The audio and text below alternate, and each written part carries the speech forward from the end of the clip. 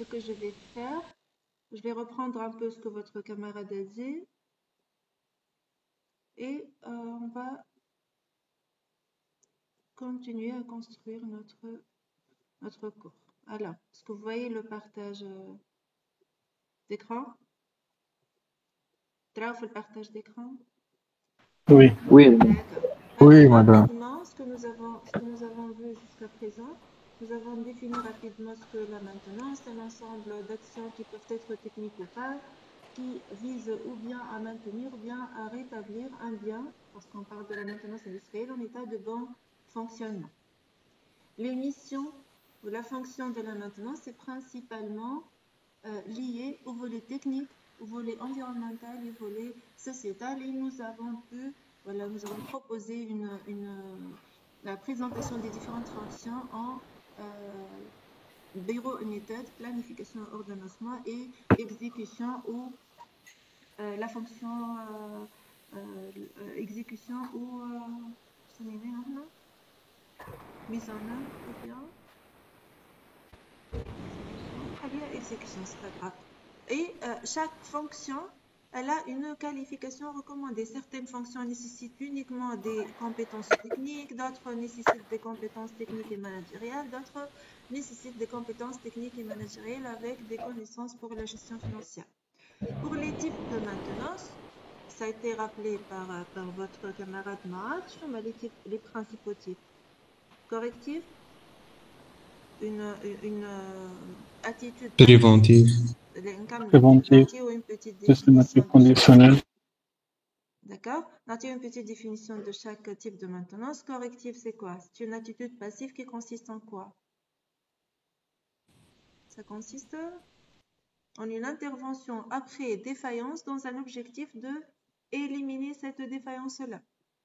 Et dans ce cas, on parle de dépannage ou de réparation. Maintenance palliative, maintenance curative. Pour la maintenance préventive, on peut distinguer préventif systématique et préventif conditionnel. Ce sont des opérations, des interventions de maintenance qui ont lieu avant l'occurrence de la défaillance dans l'objectif de éviter ou diminuer la probabilité d'avoir cette défaillance-là.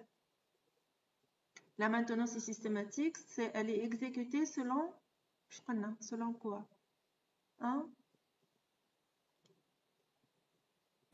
La maintenance systématique, elle est exécutée selon quoi? Quand est-ce que je fais la maintenance systématique? Ce que nous avons appelé un échéancier ou un intervalle d'unité d'usage, qui peut être par exemple un nombre. Nombre de tours, Ça مثلا. peut être un nombre de tours, ça peut être un nombre de kilomètres, un intervalle de temps, etc. Ça peut être un nombre de pièces produites dans le cas général. Et c'est exécuté quel que soit l'état du bien. Donc même si l'organe ou le sous-système est bien, on va quand même exécuter le remplacement, par exemple. Pour la maintenance conditionnelle, elle est exécutée suite à un contrôle de l'état du bien. On définit un seuil d'admissibilité, un seuil dit d'alerte ou de réactivité. Et lorsqu'on atteint ce seuil, on va réagir. Réagir, ça va dépendre de l'intervention. L'essentiel est que la maintenance préventive conditionnelle dépend d'une condition à définir au préalable et un contrôle continu jusqu'à arriver éventuellement à ce niveau, voilà, à cette température, voilà, à ce taux de défaut, si on est en train de contrôler un défaut. Pour la communication, nous avons proposé un exemple de communication entre le service maintenance et le service production dans le cas d'une intervention corrective. Et nous avons insisté sur le fait que ce n'est qu'un exemple. Nous sommes un peu en retard. Normalement, ça doit être fini dans la séance 2. On va probablement passer plus qu'1h30 pour cette séance pour terminer la partie manquante. On va commencer par les niveaux de maintenance et la politique et décision de les politiques et décisions. C'est lié, vous allez voir, comme ça a été présenté déjà dans la présentation, les niveaux font partie de la définition de la politique. Ils sont liés. On va essayer de développer ça. La maintenance, c'est un ensemble de tâches variée, une variété de tâches en nature et en durée. Donc, la norme AFNOR définit les bases d'organisation de la maintenance, entre autres la classification des niveaux de maintenance en 5 familles. Donc, ce que Mourad a présenté, les niveaux de maintenance sont un nombre de 5, c'est selon la norme AFNOR, parce qu'on va voir à la fin de cette partie qu'il y a une logique de TPM qui définit 3 niveaux uniquement pour la maintenance. Donc, la norme AFNOR, qui est une référence adoptée en Tunisie pour les définitions pour la maintenance, entre autres, la gestion de la maintenance, les méthodes de maintenance, définit 5 niveaux pour la maintenance, en particulier industrielle. Donc, selon la norme AFNOR, nous avons 5 niveaux. Donc, je vois comment on définit ces niveaux. Donc, pour le moment, on va considérer que ces niveaux-là dépendent de la complexité des tâches, on va détailler un peu ça, et des ressources humaines et matérielles nécessaires pour la réalisation de ces tâches-là. L'intervenant indique 5 niveaux. La définition de chaque niveau dépend du personnel censé intervenir, c'est-à-dire la qualification de ce personnel-là, et des moyens humains, des moyens matériels et outillages nécessaires pour cette intervention. Là, on a une remarque, des exemples de ce qui est présenté dans ce tableau-là. Ce n'est qu'un exemple, ce qui est présenté là. Pourquoi? Parce que, par exemple, le niveau 3 dans une entreprise A peut être le niveau 2 dans une autre. Par contre, ce que Mourad a présenté dans les questions, dans les 3 questions à la fin de la présentation, c'est toujours un niveau 1. Une ronde journalière simple, c'est toujours un niveau 1, quelle que soit l'entreprise. Par contre, si on prend par exemple, je vais revenir à ça, si on prend par exemple,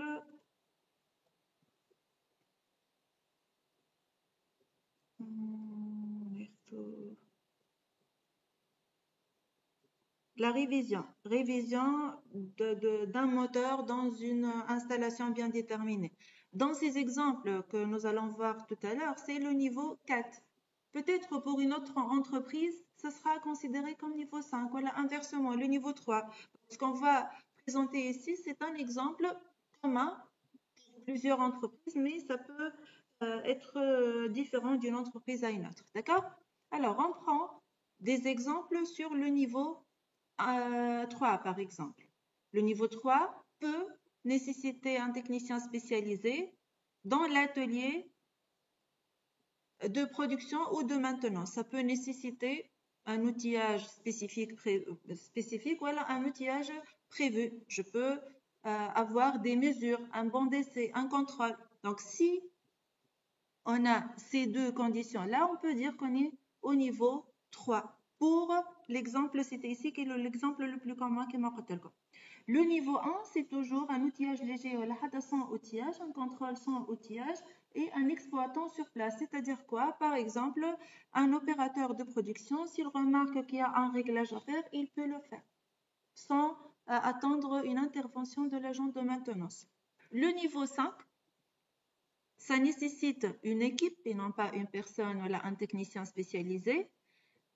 Cette équipe doit être polyvalente et peut-être dans un atelier, c'est externalisé, c'est-à-dire ce n'est pas dans l'atelier de production, mais ça nécessite de transporter le bien vers un atelier spécialisé central, généralement externalisé. Ce niveau est généralement externalisé, c'est-à-dire sous-traité, tout simplement.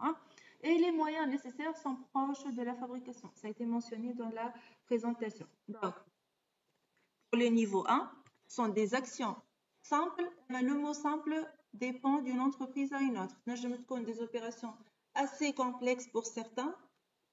Pour une entreprise où ses employés sont expérimentés, considérées comme des actions assez simples, vraiment complexes par rapport à une autre entreprise.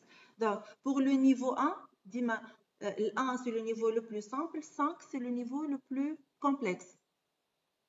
Donc, des actions simples qui nécessitent au plus un outillage léger, donc peut ne rien nécessiter, et exercées par un exploitant sur place. Donc, on a le personnel, qualification du personnel, ici le moyen requis. Deuxième niveau sont des actions qui peuvent nécessiter des procédures simples, qui m'a par exemple des réglages, qui m'a complété un niveau d'huile de lubrification, par exemple, contrôler le niveau de tension, intensité, etc. Donc, le technicien peut être dans l'atelier, ça peut être aussi un technicien de production, puisque c'est un contrôle simple, et ça peut nécessiter, en plus de l'outillage léger, une ou plusieurs pièces de rechange. Le niveau 3, des actions nécessitant des procédures plus complexes que le niveau 2. On a des procédures simples. L'outillage n'est plus léger, ça peut être un outillage spécifique à l'intervention, ça peut aussi nécessiter des appareils spécifiques. Les intervenants deviennent spécialistes, des spécialistes spécialisés. Par exemple, tout technicien peut exercer une action du niveau 2. L'année, ça doit être un électricien, voilà, inversement, un mécanicien. Et c'est peut être toujours dans l'atelier. D'accord? Pour le niveau 4, ça nécessite plus de maîtrise, plus de technicité, et donc ce n'est plus une seule personne qui va exercer ces opérations-là. Généralement, le niveau 4 commence là où nous avons besoin d'une équipe d'intervenants, et peu ou pas, ce n'est pas une condition que ce soit dans un atelier central, mais ça nécessite des compétences variées, donc une polyvalence de l'équipe d'intervenants. Ça nécessite outillage spécialisé et appareil spécialisé, mais spécifique à l'équipement qu'on est en train de maintenir. Donc, une maîtrise, une équipe de travail, un outillage spécialisé, un outillage ou appareil spécialisé. Pour le niveau 5, ça nécessite un savoir-faire, ça nécessite des moyens proches des moyens nécessaires pour la fabrication. Une équipe de travail, مش polyvalente, mais plutôt complète, c'est-à-dire لازم يكون عندي les techniciens, électriciens, mécaniciens, spécialistes en hydraulique, etc. لازم يكون عندي aussi quelqu'un pour faire l'analyse financière. C'est proche de la fabrication, donc il y a une modification et il y a une décision managériale à prendre. Donc ça doit impliquer la direction générale aussi. D'accord? Donc, selon la norme AFNA, définir 5 niveaux qui dépendent de la profondeur de l'intervention, des simples, plus ou moins complexes, ou l'approche de la fabrication. Dépend aussi le niveau de la qualification et du nombre des intervenants, exploitants en place jusqu'à équipe polyvalente complète. Et ça dépend aussi de l'outillage utilisé qui peut aller jusqu'à ne pas utiliser de matériel, jusqu'à utiliser un matériel ou des moyens proches de ceux nécessaires pour la fabrication. Au niveau 5, on peut modifier la conception, on peut modifier la fonction. D'accord? Donc, si vous avez à définir un niveau de maintenance, il faut définir la complexité, la qualification et le nombre d'intervenants, et les moyens requis. Par conséquent, il y a la durée, il y a le coût, mais ce sont des conséquences de ces trois critères. D'accord? Des questions?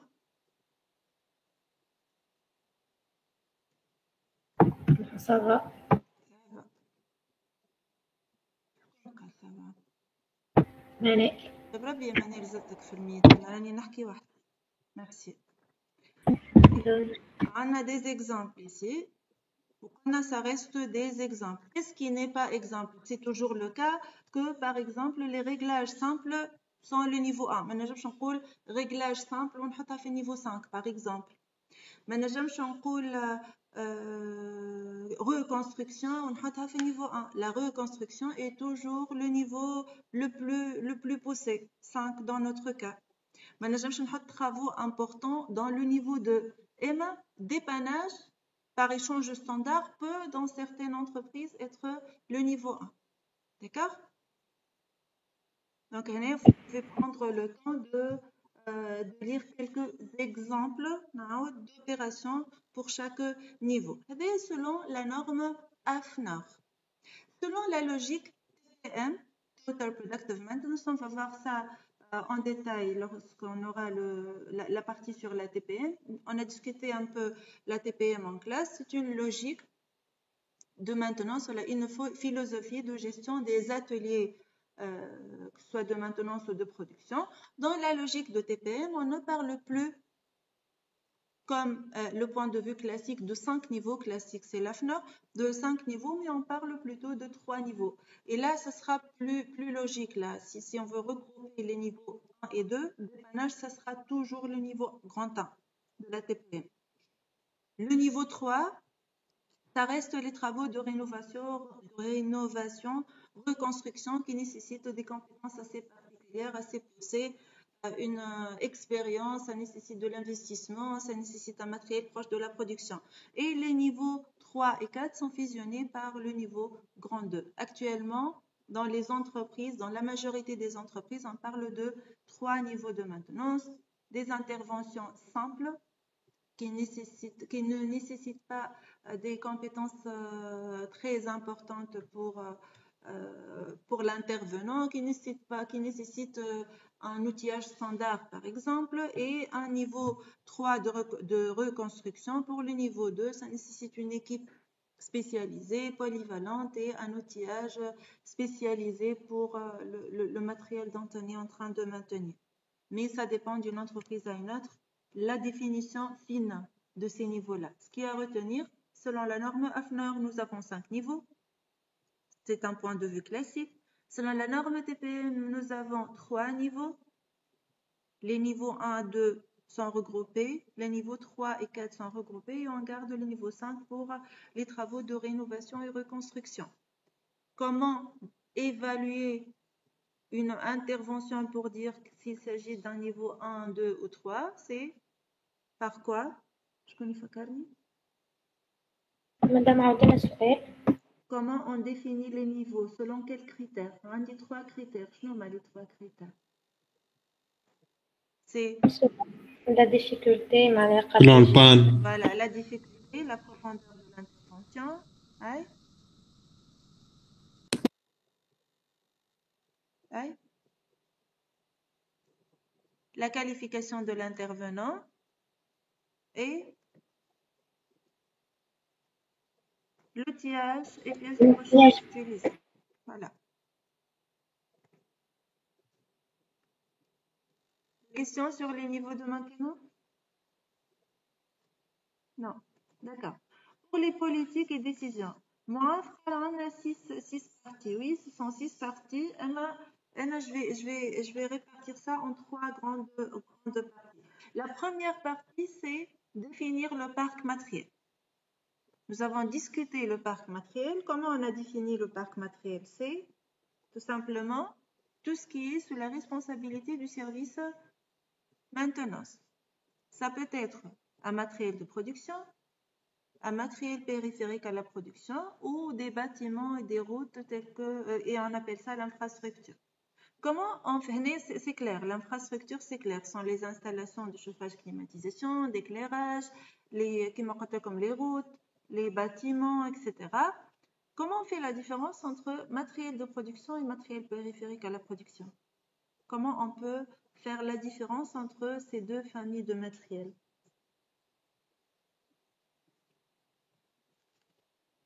On a discuté ça, Zédar, avant.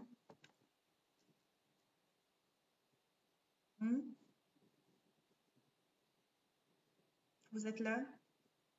Oui, madame, mais... Oui.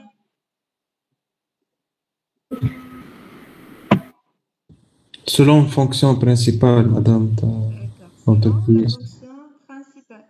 Donc, on doit définir la fonction principale, puis chercher parmi, voilà, entre le matériel que nous avons dans l'entreprise, quel équipement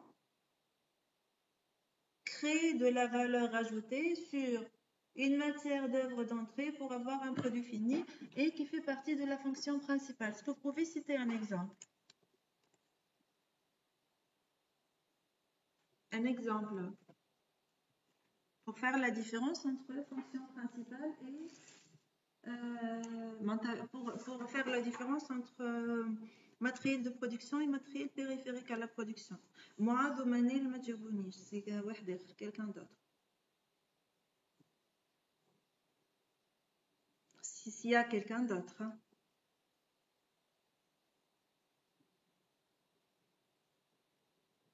Ok. Vous n'êtes pas obligé d'assister là. Hein. D'accord? Je te rends taswira, vous quittez le mythe, là, ça c'est inacceptable.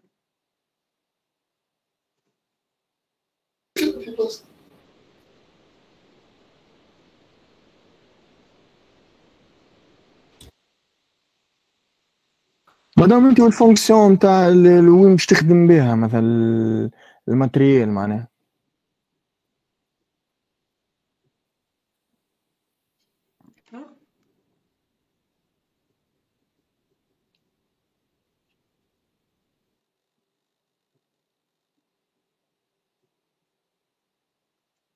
Deuxième décision à prendre, c'est définir les niveaux de maintenance. Lorsque j'ai posé la question, est-ce que recruter un ingénieur fait partie des décisions de maintenance? C'est lorsqu'on définit le niveau que nous allons définir le personnel qu'on va recruter, entre autres bien sûr, le personnel qu'on va recruter pour les services maintenance. Donc la deuxième décision, elle est faite à niveau de maintenance. فيها زايدة le matériel à acheter ou à mettre dans l'atelier, فيها le personnel, فيها la sous-traitance, فيها tout ce qui est en relation avec l'exécution, la planification des opérations de maintenance. Kif pour la première décision, quand on dit par exemple la maintenance des véhicules, ou je ne suis pas une entreprise de transport, en plus du matériel de production, matériel périphérique à la production, j'ai aussi les véhicules que je dois maintenir. Je prévois un mécanicien ou un agent de maintenance spécialisé dans la réparation des voitures, qui a des connaissances pour la réparation des voitures. Sinon, je n'aurai pas besoin de ça. D'accord? Donc, décider qu'est-ce qui est sous la responsabilité du service maintenance, parc matériel, décider la maintenance dans l'atelier sera jusqu'à quel niveau, 1, 2, 3, où je vais aller jusqu'à la construction. Troisième décision à prendre, c'est une réponse à 4 questions. Il y a aussi, tu as compris la différence, moi, de ce que tu as présenté et ce que je suis en train de présenter. Les deux premières décisions sont des décisions indépendantes, alors que répondre à ces questions-là sont assez liées. Vous allez voir ça. C'est ce qui a été présenté, en fait, mais autrement. Pour ne pas dire Enora, c'est pas la même chose entre ce qui a été présenté dans l'exposé et ce que je suis en train de présenter. Ce sont 6 éléments, ok, et la répartition qui n'est pas la même. Alors, la première décision, c'est qu'est-ce que l'entreprise va faire en interne et qu'est-ce qu'elle va sous-traiter. Ça s'appelle le problème d'externalisation aussi. Alors, l'externalisation ou la sous-traitance peut aller de ne rien sous-traiter jusqu'à tout sous-traiter. Donc, l'entreprise peut ne rien sous-traiter et faire tout en interne et peut sous-traiter toutes les interventions de maintenance. Elle peut aussi, par exemple, sous-traiter les interventions préventives et faire en interne les interventions correctives. Sous-traiter le niveau 2 et 3 et faire en interne le niveau 1. Donc, c'est une décision à prendre qui peut aller aux deux extrémités de tout ou rien. D'accord? Est-ce que vous pouvez me citer un avantage de la sous-traitance? Avantage de la sous-traitance. نقص الشارج على l'entreprise. C'est externaliser une partie de la responsabilité en fait. Le plus important est l'intervention soit bien faite. Donc, إذا كان l'entreprise نقص charge كما قالت منال, c'est une diminution d'une partie de la responsabilité. Très bien. Quoi d'autre? شنو هي؟ مادام لازم تهتم بلي بارتي بلوز امبورطون Voilà, ولا donc plus important d'autres parties. Donc, il a la responsabilité d'une partie, je peux dédier le temps restant pour bien faire autre chose. Très bien. Mais c'est presque le même avantage là. Autre chose. مادام زاد ينجم يكون حاجة Avoir, خدامة مش في نفس الدومين تاع خدمتها تولي تعطي لشكون يخدمها ويجيبها كيما في قطاع الكراهن. Très bien. Donc, généralement, le sous-traitant, c'est un spécialiste dans le domaine. Donc, كان عندي أنا خذيت نفس l'exemple من اللي يعطيك صحة قلنا إذا كان le parc matériel les voitures la maintenance des véhicules va être externalisée, ça va être certainement externalisé à un spécialiste. Donc, la qualité de service maintenance sera meilleure si les interventions sont exercées par des spécialistes.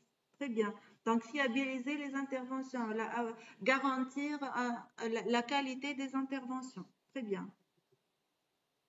Autre proposition? Madame, réduction des risques. Oui, réduction des risques, ça fait partie, mais les deux, en fait. C'est diminuer la part de responsabilité et donner l'action à des spécialistes. Donc, diminuer les risques d'erreur pour la maintenance. D'accord. Oui. B, merci. Quoi d'autre? ما دام تخسر وقت ما دام هكاك كيفاش تخرج وترجع. Tu as un inconvénient. Donc, il n'y a pas que les bienfaits. Donc, quand tu trouves les inconvénients, كيفاش تخسر وقت؟ راه comment? تخسر وقت مادام كي تبدا معناها ماكينة تعمل في حاجة مهمة كي باش تخرج وباش تبقى الباب برشا نهار نهارين باش Tu تقف veux dire les délais d'intervention. هكاك. D'accord, donc l'intervention peut prendre plus de temps. Quand on doit lancer une demande, attendre la réponse du sous-traitant, d'attendre le sous-traitant IJ, est-ce qu'il peut venir rapidement ou pas, est-ce qu'il a des disponibilités ou pas. Mais c'est un inconvénient, oui. Mais est-ce qu'on peut remédier à ça? Est-ce que, je signe le contrat avec un sous-traitant, je peux, par exemple, exiger un temps d'intervention inférieur à 2 heures, un sous-traitant local. Donc, là, في sous-traitance, on peut évoquer le problème de discussion de contrat. Un contrat très bien discuté. D'accord? Mais un inconvénient sont les délais d'intervention. Donc, pour éviter cet inconvénient, ou bien un très bon contrat, très bien discuté, ou bien qu'est-ce qu'on peut faire d'autre? Sous-traitance, ça ne veut pas dire que l'intervenant n'est pas sur place.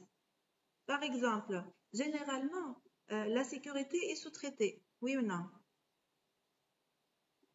Oui, sécurité, généralement, elle est sous-traitée, mais les intervenants, voilà, les ouvriers sont toujours dans l'entreprise qui a sous-traité cette fonction-là.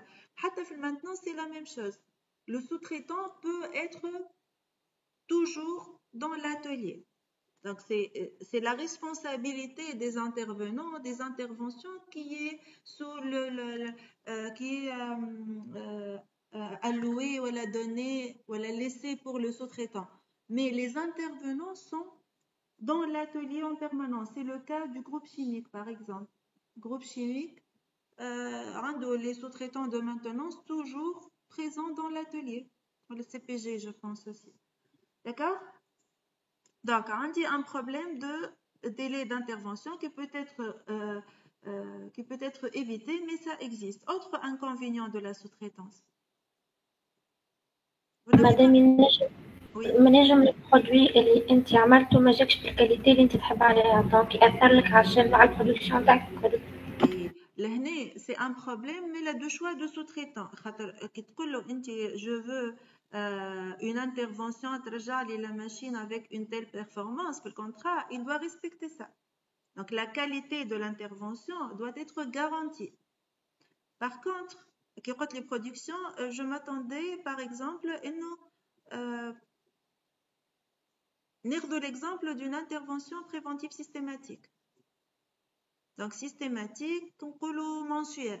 Chaque mois, on dit un sous-traitant qui vient faire une intervention, je ne sais pas, qui va intervenir pour faire quelque chose. Et l'intervention soit le premier lundi de chaque mois. Chaque premier lundi du mois, il gît pour faire un contrôle, pour faire une lubrification, pour l'essentiel, pour faire quelque chose. Et pour le premier lundi du mois d'octobre, on dit une commande très importante. Une commande demandée par un client qui m'est très important, qui est un client principal. Donc, je peux demander au sous-traitant de venir juste après la commande. Il peut accepter comme il peut ne pas accepter. Donc, c'est un problème de dépendance là. Donc, tu as un sous-traitant. Si une partie de la responsabilité qui est cédée à une autre partie prenante, et là, en contrepartie, je perds aussi une partie de contrôle sur la production. Vous voyez l'exemple ou pas? فهمتوها؟ ايه مادام نولي وي قبل ما مدام. ننسي Oui. ليكيب تعمل طالة معناها الدياغنوستيك شو فماش ما فماش ونبدا على روح. ليه ما احنا خدينا un exemple extrême شوية.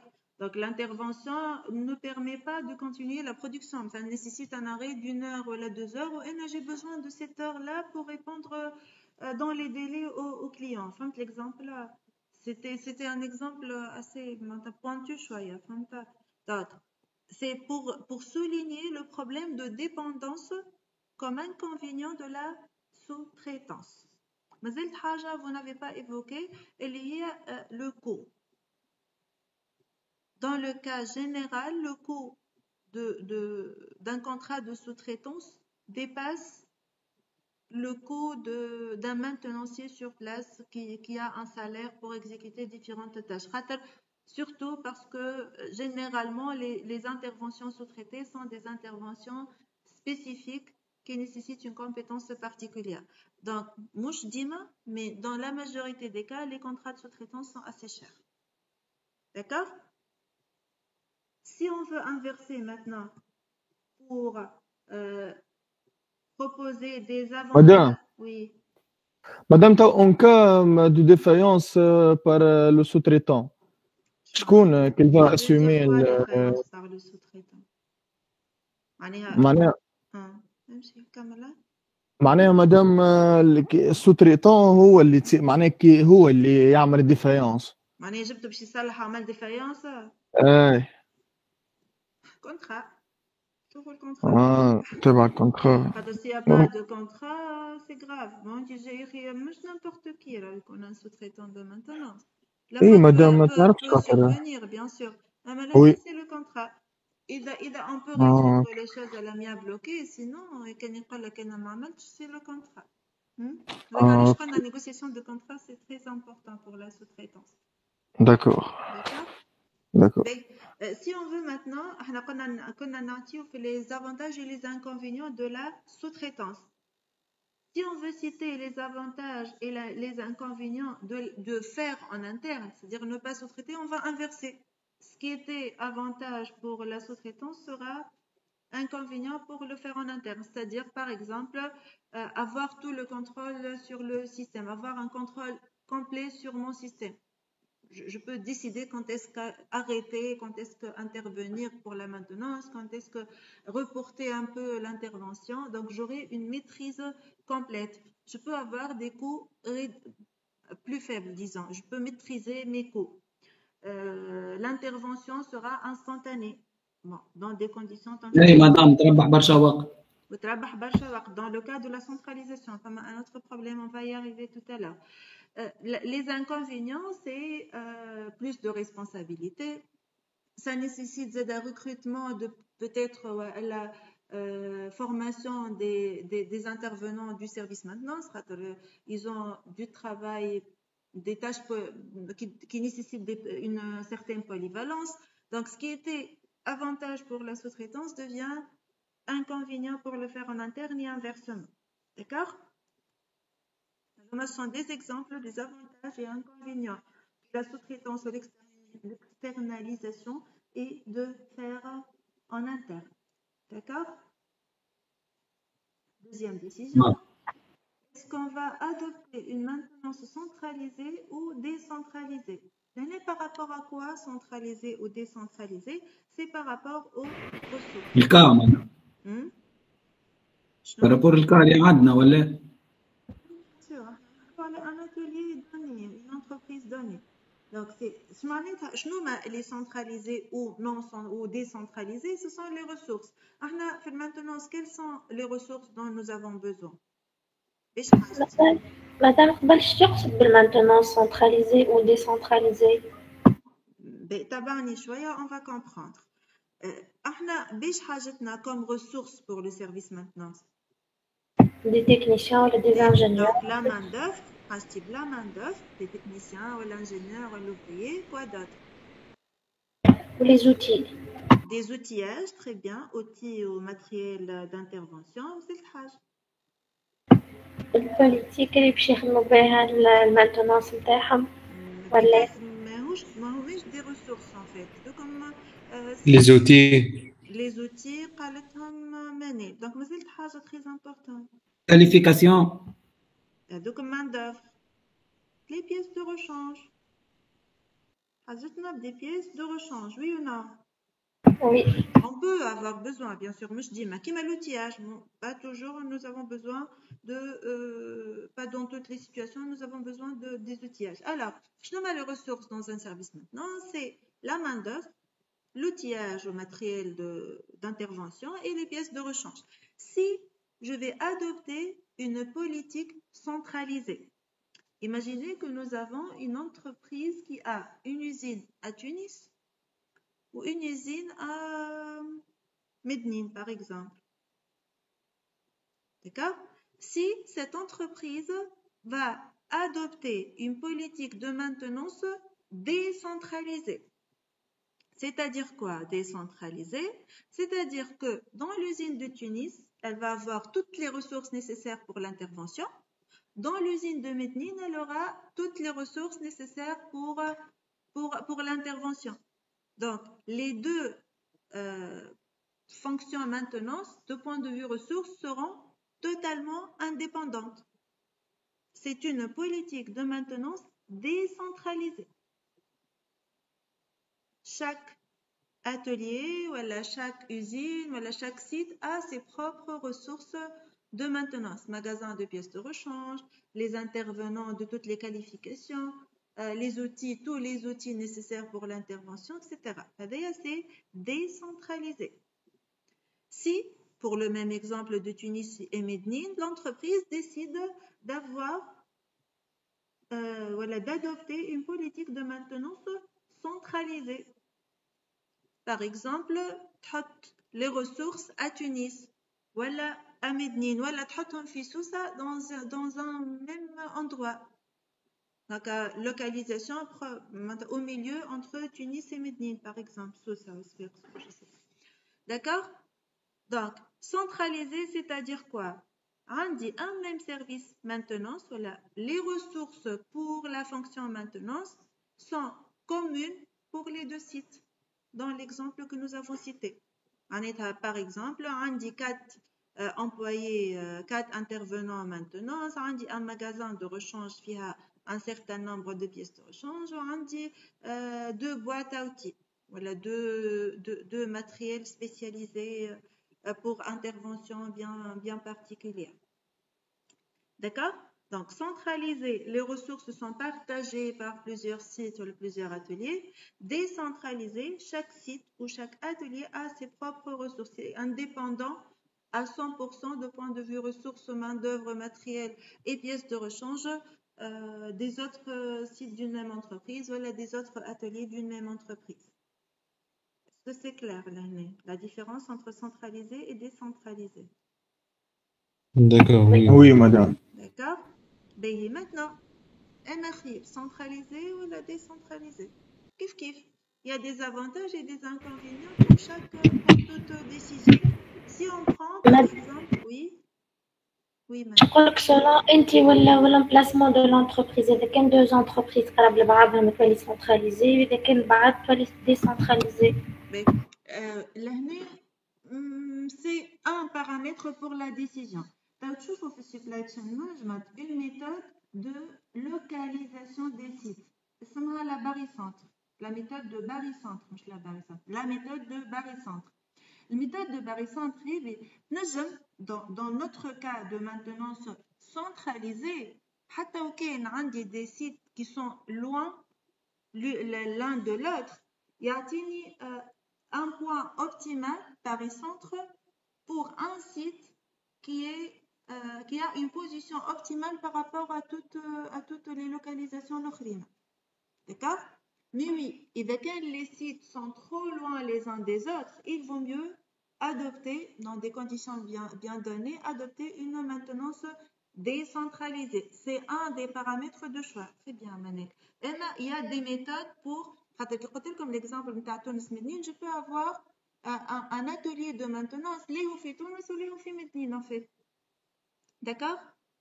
يبدأ au milieu. C'est pas très pratique l'exemple, mais c'est pour illustrer un exemple où on peut utiliser la méthode de barycentre pour déterminer une localisation. تفهموها بالكدا كي تشوفوها في supply chain. avec la méthode de barycentre تفكروا l'exemple نتاع centralisation في maintenance. Donc, je peux décider ça par rapport à la distance entre les différents sites. Quoi d'autre?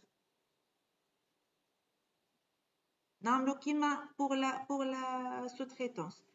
Avantage de la décentralisation. نبداو بالدécentralisation. شنو هما les avantages? Madame الكو برشا. Rapidité, madame, ta résolution de pas. Le coût, point négatif, c'est le coût. Donc, ça coûte beaucoup plus cher que la centralisation. A-t-il un avantage ou un inconvénient? Il y a un comme message. Rapidité de résolution des problèmes. La réactivité. Rapidité. Oui, la réactivité. Donc, il y a une décentralisation. Donc, la réactivité sera plus importante. Elle facilite la mise en place, madame. Elle est maintenant qui facilite la mise en place. Centralisée ou la décentralisée? Décentralisée. معناها مدام شكان يولي يخدم معناها se concentre sur les هكاك. donc كل ما تخدم عليه l'équipement كل ما sera plus connu ou les intervenants seront plus familiarisés avec ce qui existe. Oui, c'est un point fort pour dis-moi ce qui est fort pour la décentralisation, c'est fait pour la centralisation. Donc oui, c'est les intervenants de maintenance deviennent plus connaissent plus leur matériel, leur parc matériel. Oui, quoi d'autre? On a le coût, on a la réactivité.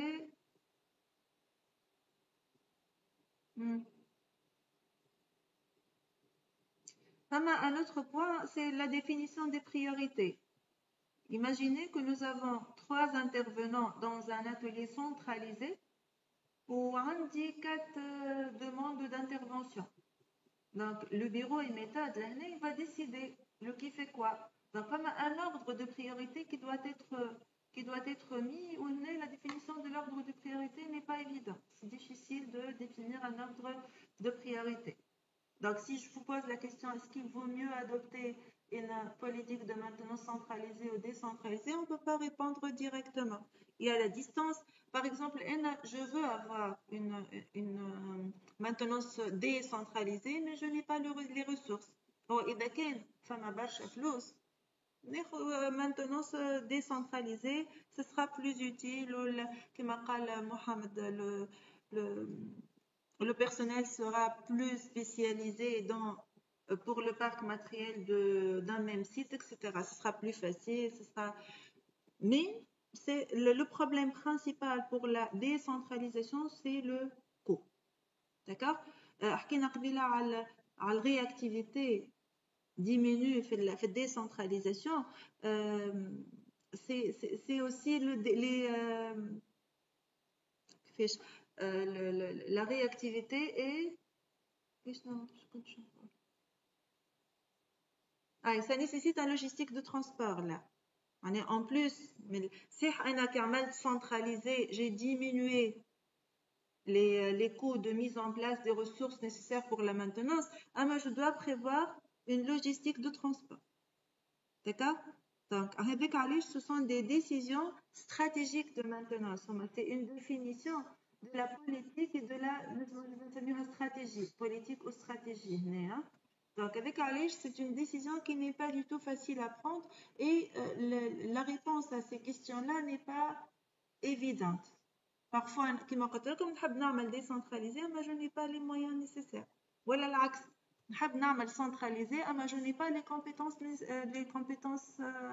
nécessaires pour une bonne réactivité, pour assurer le bon fonctionnement des équipements. D'accord? Quelque chose à ajouter sur ce point? Non, ça va. D'accord. Troisième point, c'est l'horizon de planification. Samy, tu dis la moi, l'horizon de planification. Horizon de planification. Ce sont les... Comment planifier? Est-ce que les décisions de maintenance que je vais prendre, est-ce que les décisions de maintenance que je vais prendre concernent le court, le moyen ou le long terme? Est-ce que je vais prendre uniquement des décisions en relation avec le quotidien, des réparations, des remplacements, des changements de pièces de rechange, etc. Ou là, je peux prendre une décision de rénovation et reconstruction. D'accord? Donc, comment planifier la maintenance? C'est définir, tout d'abord, un premier point, est-ce que je vais planifier sur le court, au moyen, le long terme? Est-ce que j'aurai des décisions à long terme? Et comment planifier? Est-ce que mes interventions seront toutes systématiques? Ou alors je vais avoir des interventions conditionnelles? Ou alors est-ce que le matériel nécessite, mais l'âge des équipements, je peux savoir si j'aurai besoin d'un grand nombre d'interventions de correctifs. Le matériel جديد, le risque, le lambda, la probabilité de défaillance, elle est réduite. Et le matériel جديد, mais le matériel devient vieilli, devient plus âgé, mais la probabilité de défaillance augmente, donc la probabilité d'avoir des interventions correctives augmentent aussi. C'est la courbe qu'on a tracée, comment on l'appelait cette courbe-là? Jeunesse, maturité, vieillissement. Comment on appelait cette courbe-là? La courbe en... Parce qu'on a tracé la probabilité de défaillance en fonction du temps. La courbe en baignoire. D'accord, oui ou non? Oui, madame. Oui, madame. Donc, c'est l'horizon de planification. C'est lié à quelle décision, l'horizon de planification? Il est lié à quoi, principalement? Parc matériel et niveau de maintenance. Ça dépend du parc matériel, caractéristiques de composition CA et caractéristiques de ce parc, et ça dépend du niveau de maintenance. Et dès que je vais m'arrêter au niveau 1, ce sera l'opérationnel, là, par exemple. D'accord? Juste une remarque, في le parc matériel, on doit définir une arborescence. Je définis le parc matériel selon une arborescence et je dois définir des codes pour une éventuelle gestion assistée par ordinateur. Juste entre parenthèses, avant d'arriver à la quatrième décision. Est-ce que vous avez quelque chose à ajouter ou une question sur l'horizon de planification de la maintenance? Non? Ça va. C'est bon, madame. Oui. Quatrième décision, c'est le stockage. On dit deux étapes de décision. La première étape, déjà, est-ce que je vais stocker ou pas? Déjà, est-ce que je vais avoir un stock de rechange, bien sûr, hein? Pièce de rechange ou pas? Pièce de rechange. Maintenant, le deuxième niveau de décision. Maintenant, si je décide de stocker, quels sont les avantages? Madame qui يبدأ en cas de défaillance تاع اي ماكينه في l'entreprise نتاعي. Donc le temps de réponse réduit. La pièce de rechange dans le stock. B, champ R. مادام كي تبدا عندنا مانتونونس كوليكتيف نلقاو طول البيس دو ريشونج معناها حاضرين، ما نبقاوش نعملوا Donc, كوموند ولا diminution حاجه. des risques de rupture de stock pour les pièces de rechange ou diminution وي du temps d'arrêt. Donc, هيك. diminution de ce que nous avons appelé le MTTR. C'est le temps mis pour reprendre le bon fonctionnement des équipements. D'accord. Aïe. Qui va être avantage, inconvénient de stockage. مادام الانكونفينيون يكون عندي برشا بيس دو ريشونج alors كان مانيش ديما نستعمل فيه دونك هذاك يتسمى Un خسارة. risque انه يكون عندي des pièces de rechange que je vais pas utiliser, surtout أي، que si c'est pour le correctif. نجم يكون عندي des pièces de rechange pour le préventif, hein. Mais surtout si c'est pour le correctif, ça peut être sans valeur ajoutée. B. L'espace, madame. L'espace. Les dépenses de stockage, par définition, le stockage c'est un gaspillage de pièces de rechange, de matières premières, de produits finis, de lubrifiants, d'utilité. Par définition, le stockage, c'est un mudan, c'est un gaspillage. Donc, dans tous les cas, c'est mauvais de stocker. Allez, c'est mauvais de stocker. Khater, c'est une activité à non-valeur ajoutée. D'accord? Donc, par définition, le stockage, c'est mauvais. On ne doit pas stocker. Emma, pour diminuer les délais d'intervention, on a besoin du stock. Si nous avons des pièces de rechange, par exemple, de la Chine, qui prennent 3 mois ou 6 mois pour arriver en Tunisie, je suis obligée de les stocker, sinon je risque un arrêt trop lent. S'il y a un risque de rupture de stock, il y a des pièces de rechange qui ne nécessitent pas de conditions ni d'espace de stockage. De toute façon, sont très simples qui peuvent être stockés facilement. Donc, j'ai intérêt à stocker ça pour diminuer surtout les délais et par conséquence les coûts d'intervention. Donc, le stockage a un avantage, a un inconvénient. L'avantage, c'est principalement la réduction des délais. L'inconvénient, c'est principalement le coût de stockage. Mais je stocke si je prends la décision de stocker. Je compare le coût de stockage avec ce qu'on appelle le coût de rupture de stock. Qu'est-ce que ça va me coûter si je me trouve dans une situation de rupture de stock? C'est-à-dire, j'ai besoin de la pièce de rechange, je ne la trouve pas sur le marché, ou je ne la trouve pas en stock. Je compare le coût de stockage, le coût de rupture de stock, et je choisis la situation qui me convient. D'accord? Quelque chose à ajouter? Non. C'est bon.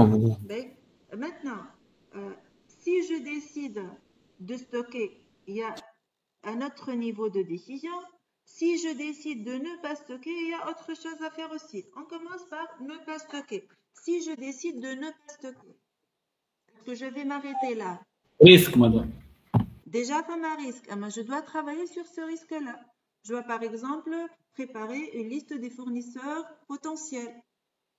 J'ai une idée sur les prix, sur le mode d'approvisionnement, de transport, sur les délais de livraison. Et je lance une commande pour arriver le temps d'arrêt d'immobilisation du matériel MTI. Donc, même si je décide de ne pas stocker, il y a un travail à faire. D'accord? C'est principalement une chose depuis de quel fournisseur je peux approvisionner mon besoin en cas de besoin, avec tous les paramètres en relation avec ça, que ce soit le coût, que ce soit la quantité, les délais, etc. D'accord? Ça, si je décide de ne pas stocker. Maintenant, si je décide de stocker, il y a deux paramètres à déterminer. Pour chaque article à stocker, je dois définir quand est-ce que je vais approvisionner le stock et avec quelle quantité. D'accord? Pour les pièces de rechange, c'est un cas très particulier. Est-ce que vous pouvez me proposer un exemple de situation où vous allez approvisionner un stock? Exemple. Par exemple, je vais acheter 10 pièces au début de chaque semaine. Donc, je vais acheter 10 pièces au début de chaque semaine. Maintenant, qu'est-ce que j'ai fixé? J'ai fixé le délai ou j'ai fixé La Voilà. quantité. la date. quantité. Le délai et la quantité. Donc, juste, j'essaie de vous montrer. مادام نجم نعمل بياس نتاع قلت بياس نجم نعمل ستوك نتاعك البياسات هكا اللي ديما عارفينهم يتهلكوا كيما كروا رولمون فازات وي هكاكا هو هذاك شنو احنا اون ستوك اي اما اسكو هما نجم نكون نعرفهم و جو ديسيد دو نو با ستوكي راه فهمت فهمتك. معناتها اما اذا vous êtes sûr انه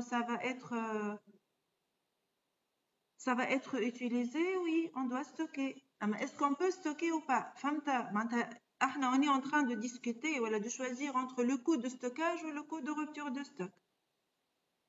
فهمت. Juste لحظة واحدة نوريكم juste une figure. Gestion de stock. On n'a pas beaucoup de temps.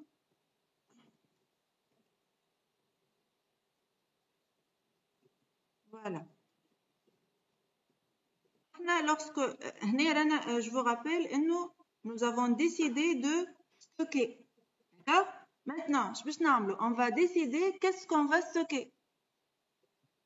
Quels sont les articles que je vais stocker? Par exemple, ce que tu as appelé les roulements. يعني مادام لي رومون لي كروا Les roulements et les croix. Ah, mais comme tu te l'as fait là. Je vais changer de...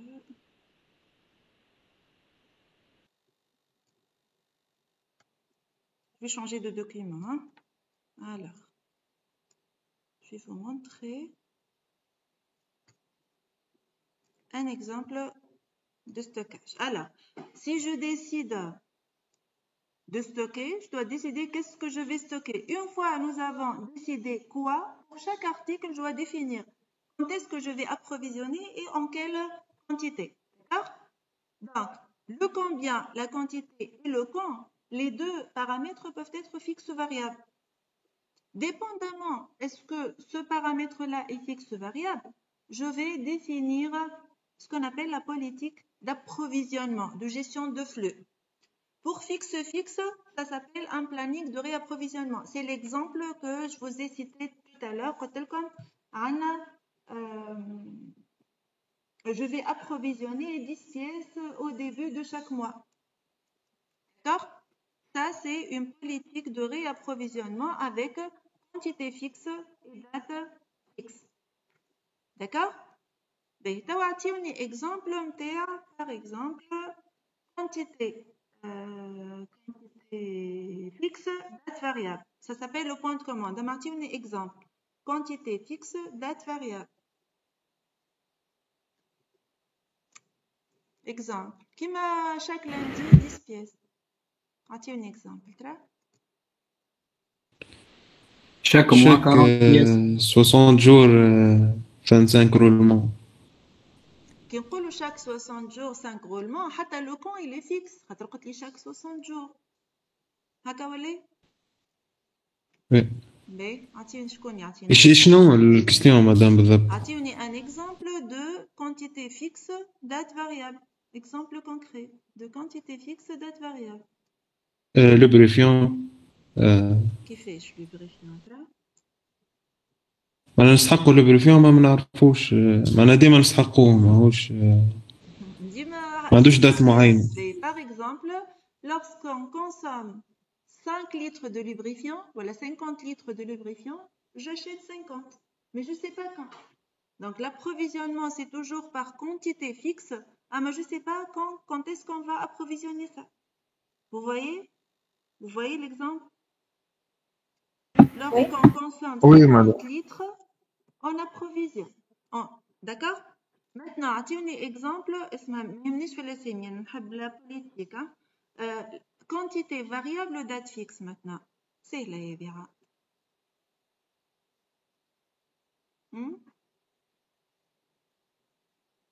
Périodiquement, je contrôle les vis, madame. Les vis, les vis, c'est un plan de réapprovisionnement. Généralement, les consommables qui ne sont pas trop chers, نشريوهم avec au début de l'année voilà كيما les fournitures معناتها ça nécessite pas un espace important, c'est pas trop cher ou pas grave إذا كان شريت une grande quantité qui ne sera pas toute utilisée. Alors quantité variable, date fixe. مدام ينجي مثلا عندنا فورنيسور يجي كان معناها نهار في الجمعة Oui, ونحن par rapport à un niveau bien déterminé. هكاك مدام هي Très هكاك. bien. Donc, c'est le niveau de recomplètement. Un fournisseur visite l'entreprise une fois par semaine, où il chauffe l'état du stock et complète par rapport à un niveau de recomplètement. Décalage sur la méthode de recomplètement. D'accord? Donc, il y avait exemple de date fixe, période fixe et quantité variable. B. Le plus difficile à gérer, c'est date variable, quantité variable. Ça s'appelle une gestion spécifique. Vous allez voir la gestion spécifique avec la méthode MRP fait la prévision de la demande, fait le module prévision de la demande au semestre 2. Allez, j'ai évoqué ça. Pour les pièces de rechange trop chères et consommées en petite quantité, comme les moteurs par exemple, ou les roulements de grande dimension, on utilise ce qu'on appelle la loi de Poisson. Malheureusement,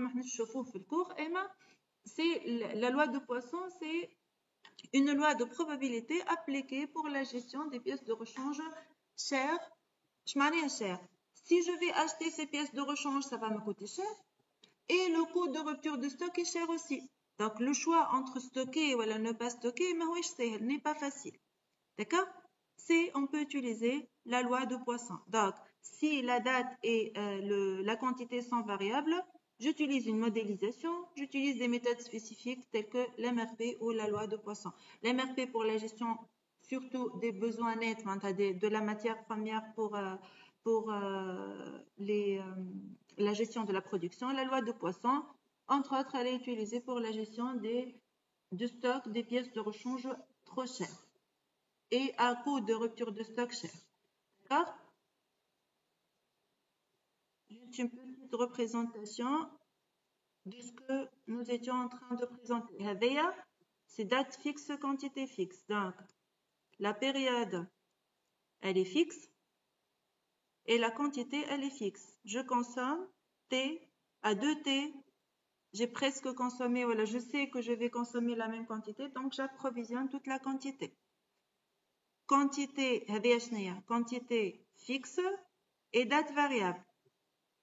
Lorsque la quantité atteint le stock de sécurité, je complète avec une quantité fixe, mais je ne sais pas quand. Avec T, 2T, 3T, c'est plutôt T1, T2, T3. Je peux mettre 2 semaines, je peux mettre 5 semaines, je peux mettre 5 mois. Madame, Oui. باقي تبارتاجي فما معلش البارتاج d'écran تاعك. ما حطيتش بارتاج هنا. actif. ما شفتوش مالا لي ديفيرونت ميثود؟ لا. شكون ما قلتوش؟ مادام تقصد التابلو اللي كنت تفسر فيه هذاك هو نفسه اللي انت تعب جوست تعمل كونكلوجيون تاعو عليه هذو ما ريناهمش. هذا. لا. ريناهم. شفتوهم ولا؟ Ça vous avez vu à coller? Oui, madame. Oui, madame. Oui, vous voyez 4 méthodes de Non. gestion? Non. Non? Oui, après représenter les 4 méthodes. On fait 4 courbes de présentation des différentes méthodes ou pas? Oui, شوفي هنا. Oui, تو نشوفه madame. توا سوا. Merci. Merci Mané. La première méthode, regardez, T, 2T, 3T. Donc, on dit date fixe, chaque semaine, chaque mois. Et la quantité aussi fixe. Donc, au début de chaque mois, j'achète la même quantité. Justement, la consommation est presque la même. D'accord? Deuxième méthode. D'accord. On dit T, 2T, 3T, on dit T1, T2, T3. La période qui sépare deux approvisionnements n'est pas toujours la même. Donc, je consomme selon un modèle. Lorsque j'arrive, par exemple, à un stock de sécurité, je peux l'appeler stock de sécurité ou pas, j'achète la même quantité pour compléter le stock jusqu'à un point de commande que je définis au préalable. Donc, maintenant, je vais arriver à ce point de stock de sécurité. Décalage, c'est date variable, mais la quantité, elle est toujours la même, elle est fixe. D'accord? Troisième recomplètement, qui m'a dit votre camarade Mohamed, a l'exemple du fournisseur, ou la Moaz, ou la Shkoun. C'est pas grave. Hein? Donc, on dit une visite régulière d'un fournisseur, il contrôle l'état de stock, ou il a 50 pièces après chaque mois, chaque visite mensuelle, il y a au début du mois, il a une quantité QE. Et la gestion spécifique, principalement par l'MRP et la loi de poissons libre de four maintenant. Loi de poissons, d'accord? D'accord. Oui. D'accord. Donc, les différentes décisions qu'on doit prendre pour dire que nous avons bien défini une politique de maintenance. Parc matériel, niveau de maintenance et répondre aux questions. Il faut les avantages et les inconvénients de la sous-traitance ou l'externalisation, de la maintenance centralisée ou décentralisée. Qu'est-ce que ça veut dire déjà centralisé? Qu'est-ce que ça veut dire décentralisé? C'est par rapport principalement aux ressources de maintenance, main-d'œuvre, matériel et pièces de rechange. L'horizon de planification, parce qu'on va avoir des décisions, des interventions sur le court, moyen ou le long terme, et le stockage de pièces de rechange sur 2 niveaux. Est-ce qu'on va stocker ou pas? Si on décide de ne pas stocker, on doit avoir au moins une liste de fournisseurs avec les caractéristiques de délai, coût, etc. Si on décide de stocker, on doit décider qu'est-ce qu'on va stocker. Et pour chaque article stocké, on doit voir comment on va gérer le flux, c'est-à-dire en termes de date, délai d'approvisionnement et en termes aussi de quantité approvisionnée. D'accord? Qu'est-ce qu'on peut stocker pour la maintenance? Des pièces de rechange à Kahawa pour la maintenance. Qu'est-ce qu'on peut Le produit, non. Les produits, oui, les produits de lubrification, par exemple. Oui, les vis qui m'a dit tout à l'heure. Je peux avoir besoin de l'air comprimé pour le nettoyage. حتى الماتيريال بريمير مدام جات تنجم كيفاش matière première pour la maintenance?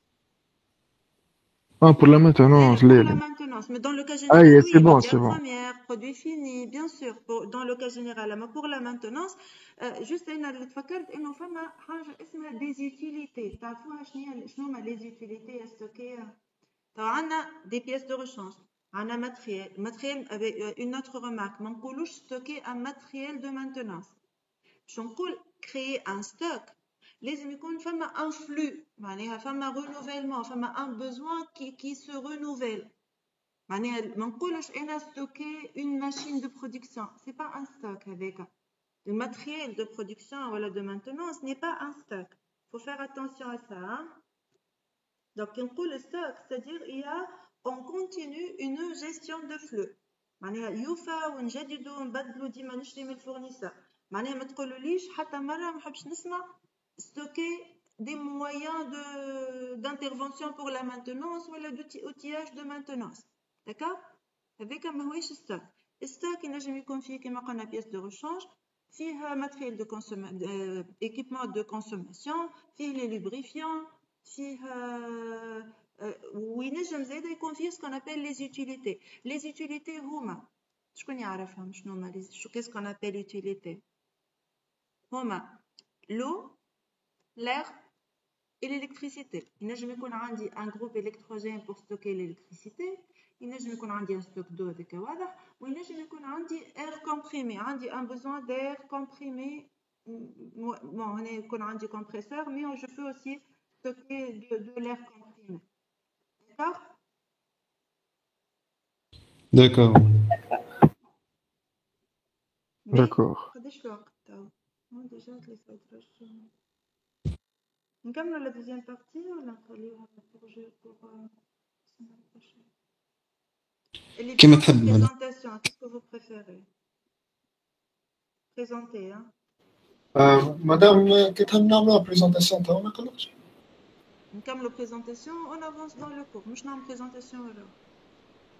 Ben, c'est à خليني j'arrête l'enregistrement pour cette partie. On va discuter. D'accord?